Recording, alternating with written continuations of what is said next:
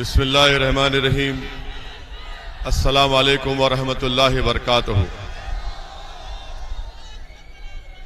मंच पर बैठे हुए जनाब बाबू सिंह कुशवाहा साहब, जो अध्यक्ष हैं जन अधिकार पार्टी के और कन्वीनर हैं भागीदारी परिवर्तन मोर्चा के, जनाब शौकत अली साहब, अध्यक्ष उत्तर प्रदेश मजलिस इत्तेहादुल मुस्लिमीन, जनाब हाजी इंजीनियर कुमैल अशरफ साहब, जो प्रत्याशी हैं कुर्सी विधानसभा के मजलिस इत्तेहादुल मुस्लिमीन के और जिनका निशान है पतंग का,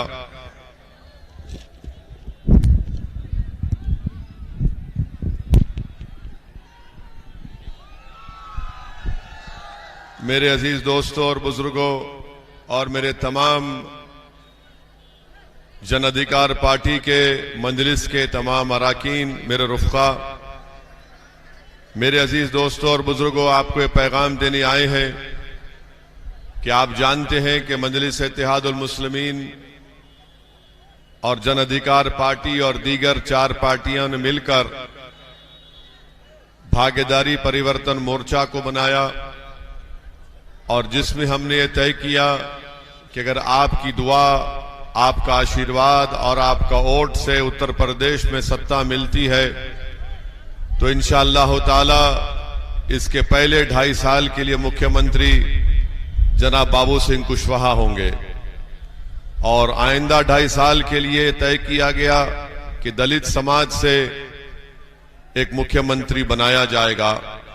साथ ही साथ बाबू सिंह कुशवाहा साहब ने और हमने फैसला लिया कि 3 डिप्टी चीफ मिनिस्टर होंगे, जिसमें एक अल्पसंख्यक समाज के मुसलमान, एक निषाद समाज से एक डिप्टी सीएम होगा और अति पिछड़ा समाज से एक डिप्टी सीएम होगा। सामाजिक न्याय की लड़ाई बाबू सिंह कुशवाहा के साथ हम लोग लड़ रहे हैं। आपसे गुजारिश करने आए हैं कि हिस्सेदारी की इस लड़ाई में आप तमाम लोग हमारा साथ दीजिए। जब तक आपको आपका हिस्सा नहीं मिलेगा उस वक्त तक जमहूरियत ताकतवर नहीं हो सकती।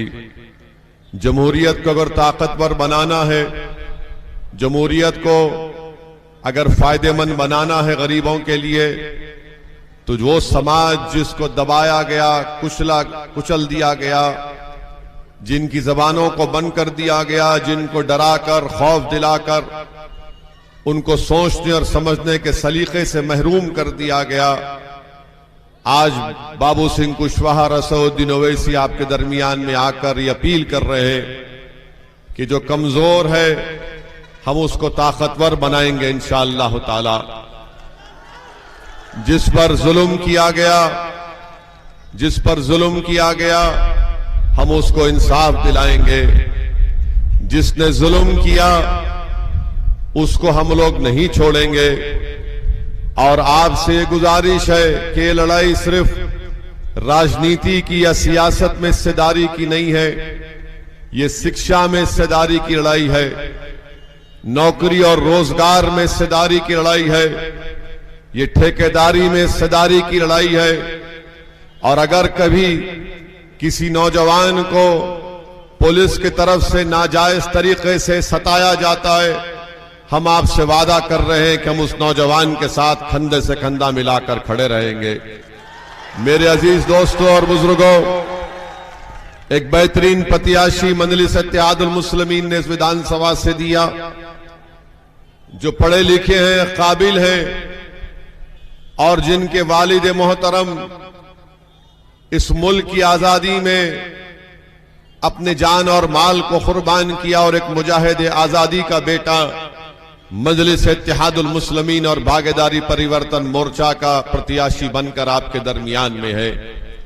मेरे अजीज दोस्तों और बुजुर्गों, मैं शुक्रगुजार हूं कि जिला परिषद के चुनाव में भी आपने मजलिस का साथ दिया, आपका बेहद शुक्रिया।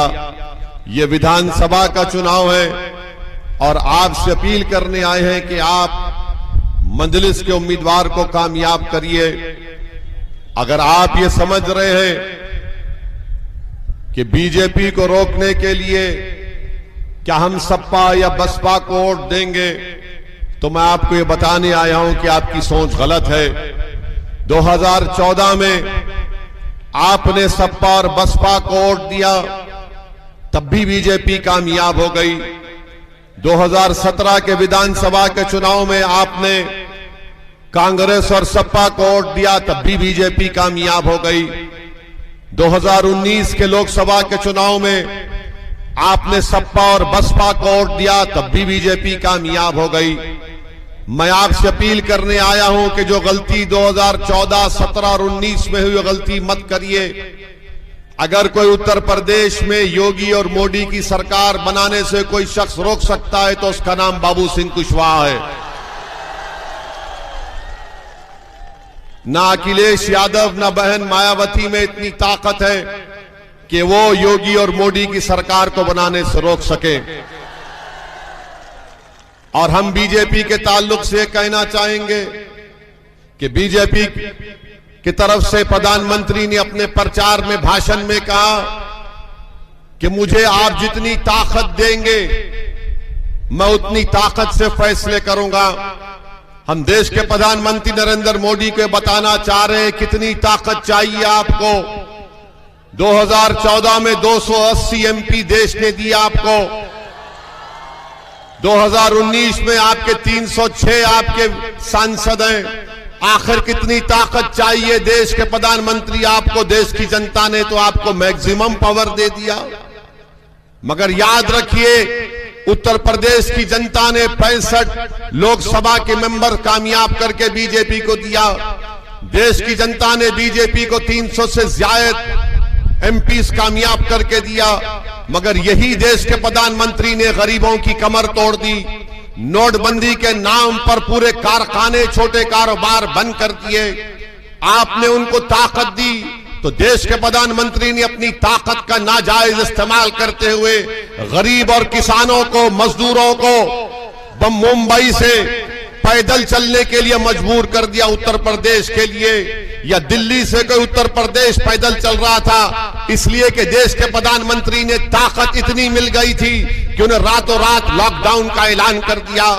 मेरे अजीज दोस्तों और बुजुर्गों, देश की जनता ने नरेंद्र मोदी को इतनी ताकत दे दी कि उन्होंने देश के और उत्तर प्रदेश के नौजवानों को रोजगार नहीं दिया, बल्कि बेरोजगारी उनका मुकद्दर बनाकर रख दिया। आपको कितनी ताकत चाहिए नरेंद्र मोदी जी?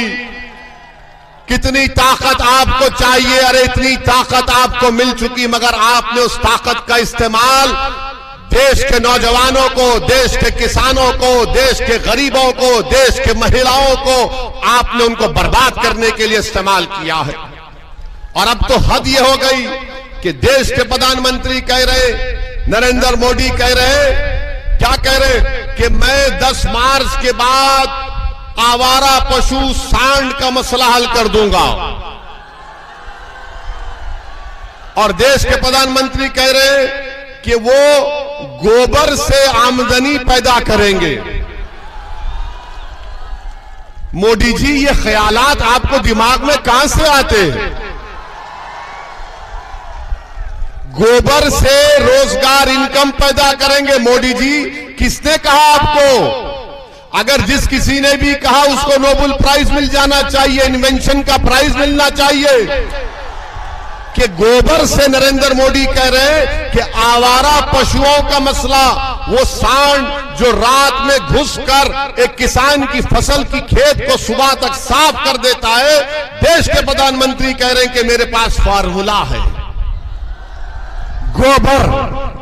गोबर से इनकम। हाय प्रधानमंत्री, क्या दिमाग पाया आपने? हम 21वीं सदी में नौजवान साइंटिस्ट बनना चाहता है, डॉक्टर बनना चाहता है, इंजीनियर बनना चाहता है, डीएम बनना चाहता है, एसडीएम बनना चाहता है, मगर देश के प्रधानमंत्री नौजवानों से कह रहे कि नौजवानों, गोबर लो और पैसे कमाओ। आप बताइए देश को किस राह पर देश के प्रधानमंत्री लेकर जा रहे हैं? और फिर कहते हैं कि मुझे इतनी ताकत दो, इतनी ताकत दो। अरे कितनी ताकत चाहिए आपको? और फिर बोलते हैं एक और जुमला प्रधानमंत्री ने कहा कि देश ये कह रहा है कि मोदी का नमक खा के मोदी से वफादारी करेगा। नरेंद्र मोदी जी, आप जो दे रहे हैं ना, वो आपकी जेब से नहीं दे रहे। अगर मैं पेट्रोल खरीदता हूं, डीजल खरीदता हूं, तो वो पैसे जो मैं डीजल और पेट्रोल खरीदता हूं, गरीबों को उन पैसों से राशन मिलता है। अगर मेरी मां और बहन एक बिस्किट का पैकेट खरीदती है, जीएसटी देती है, उस पैसे से गरीब को राशन मिलता है। आप कोई एहसान नहीं कर रहे देश पर। आप सोचिए, मैं उत्तर प्रदेश की जनता से कह रहा हूं कि देश का प्रधानमंत्री कह रहा है कि जनता ये कह रही है कि हम मोदी से बेवफाई नहीं करेंगे क्योंकि हमने मोदी का नमक खाया। देश के प्रधानमंत्री, आप उस मुकाम पर कैसे पहुंचे? इतना अहंकार, इतना गुरूर आप में कैसा पैदा हो गया? आप तो एक मामूली से इंसान है, आप कोई खुदा या भगवान नहीं है। इस देश में आपकी तरह कई लोग आए, प्रधानमंत्री बने और चले गए, और जाएंगे आप भी इंशाअल्लाह। देश का प्रधानमंत्री कह रहा है कि नमक, बताओ मोदी जी, 2019 में 60% भारत के लोगों ने आपको वोट नहीं दिया। मैं चैलेंज कर रहा हूं मोदी, कल तुम अपने भाषण में बोल दो, जो 60% जनता ने तुमको 2019 में वोट नहीं दिया, वो नमक हलाल थे या नमक हराम थे, बताओ। 2017 के उत्तर प्रदेश के विधानसभाओं में 60% उत्तर प्रदेश की जनता ने बीजेपी को वोट नहीं दिया, तो क्या वो नमक हराम थे? हम देश का नमक खाते, बीजेपी का, मोदी का नहीं खाते। और अगर देश के प्रधानमंत्री कह रहे हैं कि नमक मोदी का खा रहा है, मोदी जी, आपने तो नौजवानों से बेवफाई की, किसानों से बेवफाई की, ओवैसी देश का नमक खाता है। अरे बीजेपी का नमक, मोदी का नमक, अरे प्रधानमंत्री जी, ये नमक हम इसलिए खा रहे हैं कि गांधी ने सॉल्ट मार्च किया था, अंग्रेजों के खिलाफ लाठियां खाई थी। आप कहां से थे आ गए यहां पर? आप अंदाजा लगाइए कि नमक की बात करते, वो किसान जो मर रहा है, जो रात रात भर जाग रहा है, वो युवा। और मैं उन बीजेपी के भक्तों से कहना चाह रहा हूं जो कहते हैं कि मोदी ने मुसलमानों को अच्छा कर दिया। अरे बताओ, तुमको क्या मिला? तुम इम्तिहान लिखने गए तो पेपर लीक हो गया, तुम नौकरी का मुतालबा करे तो तुम पर लाठियां बरसाई गई। मेरे अजीज दोस्तों और बुजुर्गों, अब ये सपा वालों की बारी है, इनका भी पोस्टमार्टम करते हैं। समाजवादी पार्टी के लोग आज की हमारी इस जनसभा के बाद बोलेंगे, ओवैसी नौजवानों को भड़काता है जज्बाती तकरीर करके। तो बताओ नौजवानों, आप जज्बाती बनोगे नहीं बनोगे? आप जज्बाती बनोगे ना? अब सुनो, जज्बाती कौन बनता है? जज्बाती कौन बनता है? जज्बाती वो बनता है जिसके सीने में धड़कता हुआ दिल होगा। जिसके सीने में धड़कता हुआ दिल नहीं होगा वो जज्बाती नहीं होता, क्योंकि वो मुर्दार कहलाता है। मैं हमारे बुजुर्गों से अपील कर रहा हूं, ये नौजवान अगर जज्बाती है तो इनके जज्बात की कदर करो। आप ये जिंदगी का सबूत दे रहे हैं। और मैं नौजवानों तुमको एक बात कहकर यहां से रुखसत हो जाऊंगा कि अल्लाह ने तुमको आंख और कान किस लिए दिए कि तुम जब नाइंसाफी को देखो, कि तुम जब किसी की तकलीफ को सुनो। अल्लाह ने तुमको धड़कता हुआ दिल इसलिए दिया कि तुम उसकी तकलीफ को महसूस करो। जिसके आंख, कान और दिल और दिमाग जिंदा है वो जज्बाती होगा। जो अपनी दिमाग को, अपने दिल को, अपने आंख को और अपने कान को गैरों की चौखट पर जाकर गुलामी के लिए कुर्बान कर दिया, वो जिंदा नहीं, वो मुर्दा कहलाता है। और समाजवादी पार्टी के पास कुछ नहीं है सिवाय नारे के। आप बताइए क्या समाजवादी पार्टी ये ऐलान करेगी? हमने बाबू सिंह कुशवाहा ने ऐलान किया कि जब जाति जनगणना उत्तर प्रदेश में होनी चाहिए, ना सिर्फ जाति जनगणना बल्कि मुसलमानों में भी जो ओबीसी कास्ट है उनका भी होना चाहिए कास्ट सेंसस। बिहार में हमने करवाया, लड़कर हमारे 5 एमएलए बिहार में थे।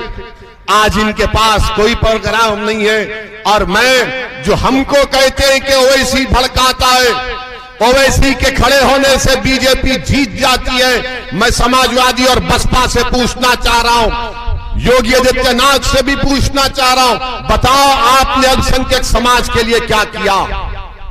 आपको मालूम मेरे अजीज दोस्तों और बुजुर्गों, अगर यूपी से बाहर किसी मुस्लिम घर में 10 रुपये अगर खर्च होते हैं तो आज उत्तर प्रदेश में आपके घर में सिर्फ 7 रुपये खर्च होते हैं।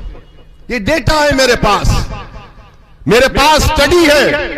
अगर कोई डिबेट करना चाह रहा तो आ जाओ, मुकाम बोलो, टाइम बोलो, बैठ के बात कर लेते हैं। आप बताइए, देश का दूसरा मुसलमान 10 रुपये खर्च रहा है तो आप 7 रुपये खर्च रहे। क्या खाएंगे, क्या खिलाएंगे, क्या स्कूल की फीस देंगे? आपको इतना कमजोर करके रख दिया गया है। मैं आपसे अपील करने आया हूं, ये लड़ाई हिस्सेदारी की लड़ाई है, भागीदारी की लड़ाई है, इंसाफ की लड़ाई है।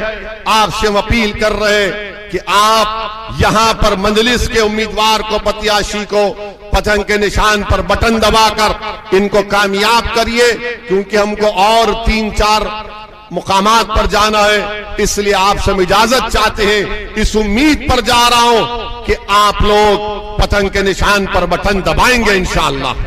आप दबाएंगे ना? डरेंगे तो नहीं ना? क्या आप मोदी, योगी, अखिलेश से डरेंगे? नहीं डरेंगे ना? तो अगर नहीं डरेंगे, अगर डर होगा तो क्या कहेंगे? अगर डरोगे तो क्या कहोगे? उस बच्ची ने हिजाब पहनकर क्या नारा लगाया था? तो लगाओ दबा के नारा, हाथ उठाकर लगाओ। भागीदारी परिवर्तन मोर्चा और मजलिस को कामयाब करिए, पतंग के निशान पर बटन दबाकर। शुक्रिया।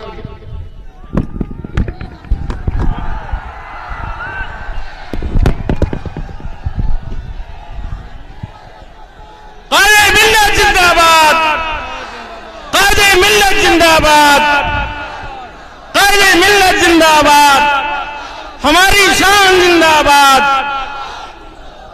हमारी शान जिंदाबाद, हमारी शान जिंदाबाद, हमारी पहचान जिंदाबाद, हमारी शान जिंदाबाद।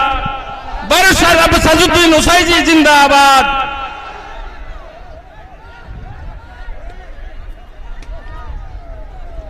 देखिए, हेलो, आप लोग गाड़ियों के पास कतई मत जाएं, असुरक्षा का माहौल न पैदा करें। ये बात ठीक नहीं है। आप लोग असुरक्षा का माहौल मत पैदा कीजिए। ये इसकी जिम्मेदारी जिला प्रशासन की है कि जिला प्रशासन अपने हमारे